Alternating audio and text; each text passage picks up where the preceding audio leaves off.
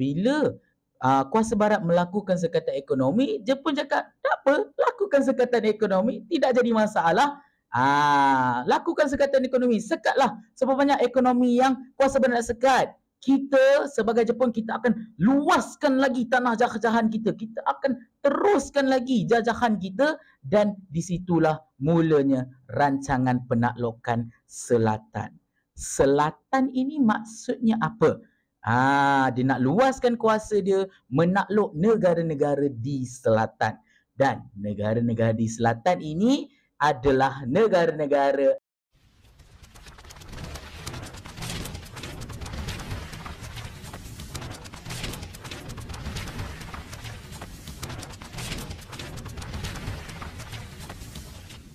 Hai, Assalamualaikum. Anda bersama dengan saya lagi, Sir Histrozi. Let Histrozi teach you history. Jadi untuk video kali ini, kita berada pada bab yang ketiga tingkatan 4, konflik dunia dan pendudukan Jepun.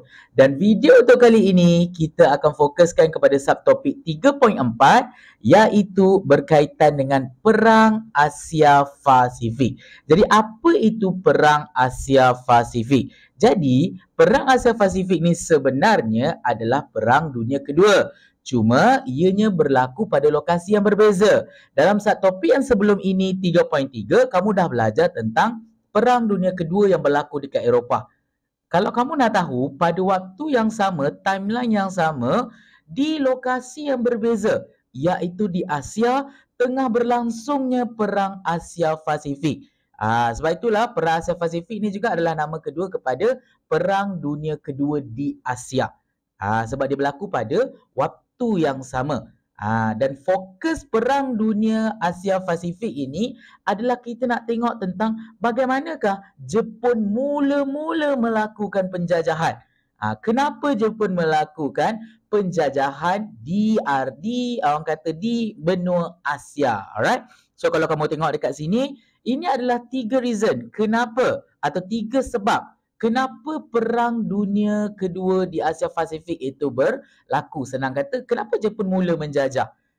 Ianya berbalik kembali kepada peristiwa nasionalisme di Jepun dulu. Kalau kau masih ingat lagi, kita belajar tentang nasionalisme di Jepun yang ada Maharaja Meiji, yang ada pemodenan Meiji, pembaharuan Meiji yang dilakukan oleh Maharaja Meiji untuk mengelakkan Jepun ni daripada dijajah. Jadi kemajuan dan pemodenan Meiji itu dah makin orang kata setanding dengan negara barat. Dan bila Jepun ini dia dah jadi negara-negara yang hebat, di situlah dia rasa dia yang paling hebat dekat Asia. Jadi bila dia jadi negara yang paling hebat, dekat situlah dia mula mengikut jejak langkah kuasa barat untuk mula melakukan penjajahan. Jadi ini adalah 3 reason atau 3 sebab kenapa Jepun melakukan penjajahan ataupun Perang Dunia Kedua Asia Pasifik berlaku. Okey, yang pertama disebabkan oleh dasar peluasan kuasa Jepun. Itu yang pertama.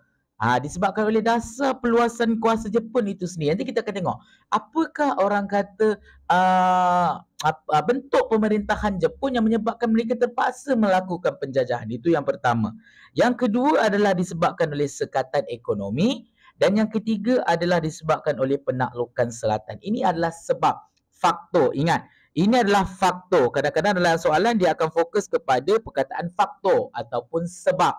Alright, kena pegang betul-betul. Alright, ini reason dia kenapa Jepun melakukan penjajahan. Kita pergi kepada yang pertama dahulu, iaitu dasar peluasan kuasa Jepun.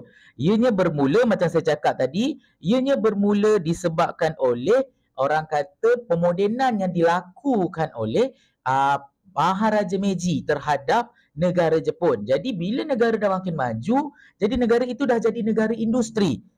Bila negara itu jadi negara industri, negara itu memerlukan banyak bahan mentah.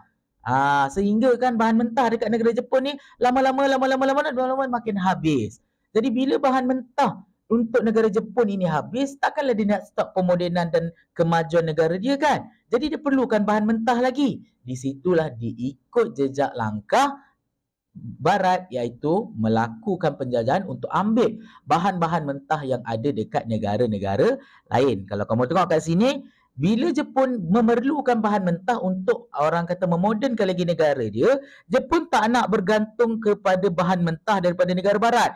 Dia tak nak melakukan perdagangan dengan negara barat. Sebab dia takut kalau dia melakukan perdagangan dengan negara barat, nanti negara barat boleh, orang kata boleh stop je. Orang kata pembekalan bahan mentah tu nanti dia je pula yang akan menerima masalahnya. Jadi dekat sini dia fikir, kalau aku nak dapatkan bahan mentah, aku tak boleh bergantung kepada negara barat. Aku kena cari sendiri bahan mentah aku, jadi aku kena mulakan penjajahan terhadap negara-negara lain. Dan di situlah Jepun memerlukan wilayah baru untuk mendapatkan bahan mentah.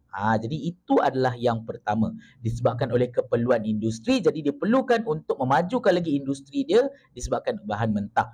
Yang kedua adalah pengaruh tentera. Ingat tadi saya kata bila negara Jepun ni dah makin maju, dekat situlah negara Jepun ini come up dengan sebagai tentera yang paling kuat dekat Asia. Jadi bila dia jadi antara tentera yang paling kuat, dekat situlah tampuk pemerintahan ataupun pemimpin-pemimpin yang ada di dalam pemerintahan Jepun tu majoritinya adalah golongan tentera. Jadi macam mana golongan tentera ni berfikir? Sebab cara pemikiran golongan tentera ni berbeza dengan orang biasa. Kalau nak selesaikan masalah, dia akan gunakan cara tentera. Nampak tak kat situ? Jadi tentera Jepun menjadi tentera yang paling moden dan golongan-golongan tentera inilah yang menguasai tampuk pemerintahan politik di Jepun. Maksudnya orang kata pemimpin-pemimpin tertinggi dalam pemerintahan itu mula dikuasai oleh golongan tentera. Jadi bila Jepun ni mengalami masalah ekonomi, apa yang berlaku? Jadi orang-orang yang berfikiran tentera ni, sebab pemimpin yang tentera, dia rasa okey, nak selesaikan masalah ekonomi ni macam ni kita nak settlekan. Kalau orang biasa yang jadi pemimpin, mereka akan buat apa? Jalinkan hubungan diplomatik, buat perdagangan dengan negara lain dan sebagainya. Itu cara untuk kita mengatasi masalah ekonomi. Tapi disebabkan oleh pemerintahan Jepun itu adalah datang daripada golongan tentera, dekat situlah golongan tentera ni fikir, macam mana pula aku nak selesaikan masalah ekonomi? Aku tentera yang paling hebat dekat Asia. Jadi kita buat apa? Kita lakukan penjajahan. Sebab apa? Sebab dengan penjajahan sajalah baru boleh dapatkan bahan mentah. Bila bahan mentah itu meningkat, dekat situlah dia dapat selesaikan masalah ekonomi. Faham dekat situ? Itu yang kedua. Yang ketiga pula adalah Orde Baru. Orde Baru ni adalah salah satu bentuk orang kata rancangan baru. Rancangan untuk mendapatkan lebih banyak bahan mentah. Ketika dia nak memulakan penjajahan, negara-negara jiran Jepun seperti Korea, China pada waktu ketika ini sedang mengalami penjajahan ataupun sedang dijajah oleh kuasa barat. Kuasa barat yang tengah orang kata mengeksploitasi bahan mentah di Korea, di China, di Manchuria dan sebagainya. Jadi macam mana dia dapatkan bahan mentah? Bermula dengan negara-negara jiran ni, dia pun nak dapatkan bahan mentah. Jadi dia buatkan satu rancangan baru yang dinamakan sebagai Orde Baru, iaitu rancangan untuk menyingkirkan kuasa barat daripada Asia. Sebab apa? Sebab bila disingkirkan kuasa barat daripada Korea, daripada China, daripada Manchuria kan, barulah dia pula boleh masuk dalam negara tu, dia pula boleh dapatkan bahan mentah.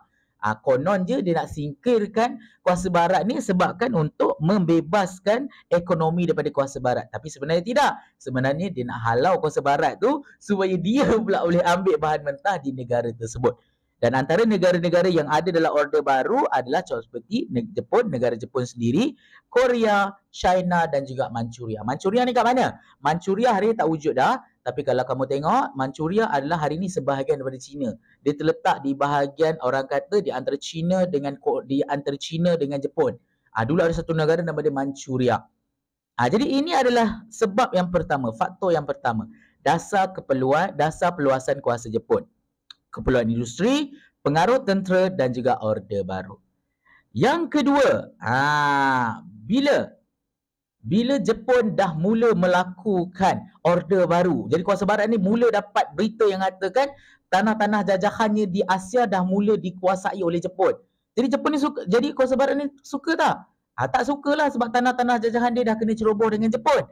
Jadi orde-orde baru yang dibuat oleh Jepun ini telah memberikan reaksi negatif kepada kuasa-kuasa barat. Jadi kuasa barat ni tak suka, atau senang kata kuasa bersekutu dalam Perang Dunia Kedua. Yang mana kuasa barat pada waktu ini tengah busy dengan Perang Dunia Kedua. nak menentang Jerman dekat Eropah. Tiba-tiba dapat berita pula dekat Jepun tengah menghalau pula orang kata negara-negara tanah jajahan dia supaya Jepun pula boleh ambil bahan mentah. Dan dekat sinilah macam mana kuasa bersekutu atau barat ini nak menyettlekan, nak menyelesaikan Jepun yang tengah nak melakukan penjajahan ini. Dan kuasa bersekutu atau barat yang terdiri daripada negara-negara seperti Amerika, Britain, Perancis dan Rusia mula cari satu cara macam mana kita nak settlekan Jepun dekat Asia ni. Dekat Eropah tengah fight dengan Jerman ni, tiba-tiba dekat Asia pula ada Jepun. Jadi kamu fikir. Akhirnya dia orang come up dengan idea senang kita buat sekatan ekonomi. Maksudnya semua aktiviti perdagangan, apa-apa cara yang Jepun nak dapatkan bahan mentah kita sekat. Jadi apa-apa hubungan perdagangan yang dibuat oleh Amerika, Britain, British, Rusia dan semua negara-negara tanah jajahan yang pernah jalinkan dengan Jepun, kita sekat. Kita sekat ekonomi supaya Jepun ni susah untuk dapatkan bahan mentah. Dia susah untuk dapat bahan-bahan mentah. Sebab kuasa barat dia tahu, Jepun kalau dapat bahan mentah, dia akan majukan lagi negara dia, dia akan buatkan bahan mentah itu untuk kegunaan industri dan untuk menguatkan lagi dia punya tentera supaya dia boleh berperang. Sebab Jepun akan menggunakan bahan mentah tersebut untuk mengukuhkan industri dan juga untuk berperang. Jadi kuasa barat tak nak benda ni. Sebab kalau tidak nanti dia akan ada dua musuh. Ada Jerman dekat orang kata dekat Eropah, lepas tu kena settle pula Jepun dekat Asia. Jadi kat situlah kuasa barat ini telah melakukan sekatan ekonomi. Dan dekat situ Jepun ada problem tak? Bila dia melakukan sekatan, bila kuasa barat melakukan sekatan ekonomi, mungkin kita akan fikir, wah taklah, takat sekatan ekonomi saja, tak jadi masalah lah, Jepun okey saja. Tapi sebenarnya kalau kamu nak tahu, sekatan ekonomi itu telah memberikan kesan kepada dia telah memberikan kesan kepada Jepun. Jadi apakah yang Jepun buat lepas tu? Bila dia kena sekatan ekonomi, adakah dia tinggal diam? Adakah dia menyerahkanlah? Adakah dia tak teruskan penjajahannya? Jawapannya tidak. Alright, sebab apa? Sebab bila kuasa barat melakukan sekatan ekonomi, Jepun cakap, tak apa, lakukan sekatan ekonomi, tidak jadi masalah. Lakukan sekatan ekonomi, sekatlah seberapa banyak ekonomi yang kuasa barat nak sekat.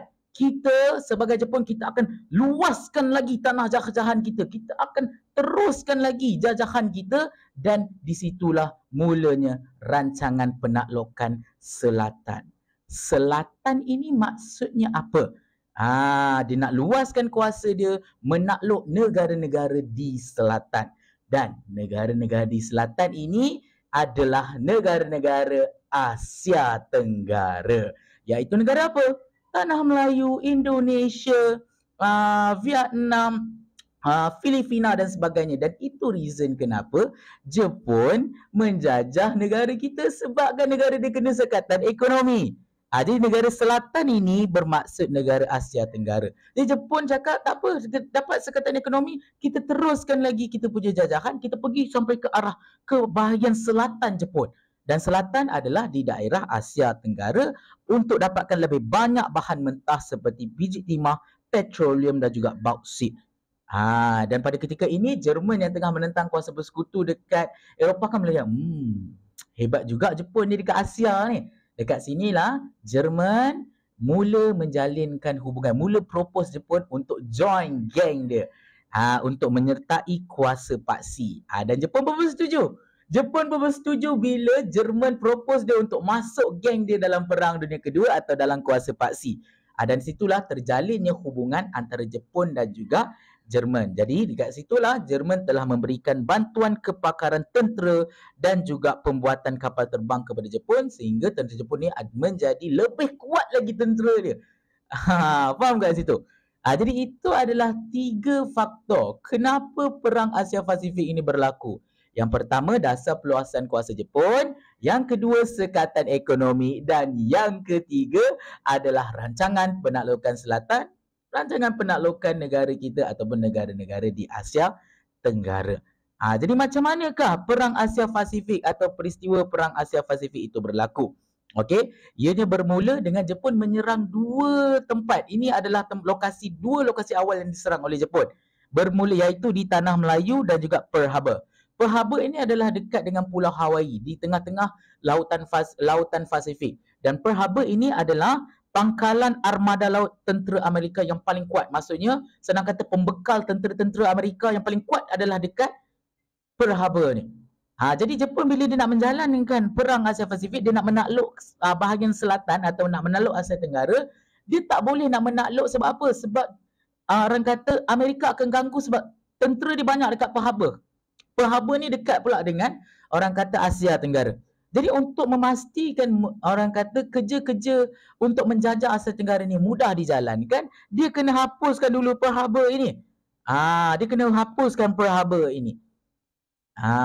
Persoalannya sekarang, kenapa dimulakan di Tanah Melayu dan Pearl Harbor? Kenapa dia tak mulakan di dalam banyak-banyak negara Asia Tenggara kan? Kenapa Jepun tak mulakan serangan di Filipina, di Vietnam, di Indonesia? Kenapa Tanah Melayu? Apa yang specialnya Tanah Melayu yang menyebabkan Jepun dia mula-mula mendarat di Tanah Melayu? Ada reason dia. Kenapa dalam banyak-banyak negara Asia Tenggara, Jepun mulakan dengan Tanah Melayu? Sebab kenapa Jepun mulakan dengan Tanah Melayu ialah sebab Tanah Melayu kalau kamu tengok dari segi geografi terletak di tengah-tengah Asia Tenggara. Jadi mudah untuk bila dikuasai Tanah Melayu dapat kuasai keseluruhan Asia Tenggara. Jadi bila dia dah serang Pearl Harbor, dia masuk dalam Tanah Melayu, dekat situlah dia mula menyerang wilayah-wilayah jajahan kuasa bersekutu. Tanah Melayu British, Indonesia Belanda, Filipina Amerika, contohnya, Vietnam Perancis. Nampak tak? Dia attack semua negara-negara ni supaya dia boleh halau, dia luaskan lagi order baru supaya dia boleh halau semua negara-negara barat ni supaya dia pula boleh ambil negara tu untuk kuasai bahan mentah, dan akhirnya Jepun berjaya membentuk empire yang luas. Nampak? Dan itu bagaimana perjalanan Perang Dunia Kedua atau Perang Asia Pasifik. Okey. Dalam video yang akan datang kita akan tengok pula, kita akan zoom lagi ketika Perang Asia Pasifik ini berlaku, apakah faktor Jepun masuk ke Tanah Melayu. Dan bagaimana cara Jepun menguasai negara kita hanya dalam masa 3 bulan sahaja. British nak menjajah negara kita ambil masa lebih daripada 100 tahun baru dia dapat kuasai Tanah Melayu. Jepun hanya dalam masa 3 bulan sahaja. Macam mana tu? Apa yang hebat sangat Jepun ni sampai dia boleh kuasai negara kita dalam masa yang singkat? Kalau korang nak tahu, korang boleh komen di ruangan komen untuk bahagian yang seterusnya untuk korang belajar pula bagaimana Jepun boleh menjajah negara kita dalam waktu yang singkat. Alright? Itu saja daripada saya. Jangan lupa untuk follow semua social media saya lain seperti TikTok dan juga Instagram menggunakan orang kata username yang sama iaitu Histrozi, Histrozi. Itu saya daripada saya. Let Histrozi teach you history. Bye.